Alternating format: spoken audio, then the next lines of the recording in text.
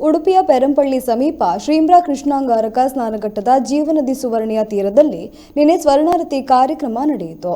ಸ್ವರ್ಣಿಯ ರಕ್ಷಣೆಯ ಬಗ್ಗೆ ಜನಜಾಗೃತಿ ಮೂಡಿಸುವ ಸಲುವಾಗಿ ರಾಷ್ಟ್ರೀಯ ಸ್ವಯಂ ಸೇವಕ ಸಂಘದ ಜಿಲ್ಲಾ ಘಟಕದ ಚಿಂತನೆಯೊಂದಿಗೆ ನಡೆದ ಸ್ವರ್ಣಾರತಿ ಕಾರ್ಯಕ್ರಮದಲ್ಲಿ ಪೇಜಾವರ ಶ್ರೀ ವಿಶ್ವಪ್ರಸನ್ನ ತೀರ್ಥ ಶ್ರೀಪಾದರು ವಿಶೇಷ ಆರತಿಗಳನ್ನು ಬೆಳಗಿ ಸ್ವರ್ಣಿಯ ರಕ್ಷಣೆಗೆ ಕಂಕಣಬದ್ಧರಾಗಿರುವಂತೆ ಉಡುಪಿಯ ಸಮಸ್ತ ಜನತೆಗೆ ಕರೆ ನೀಡಿದರು.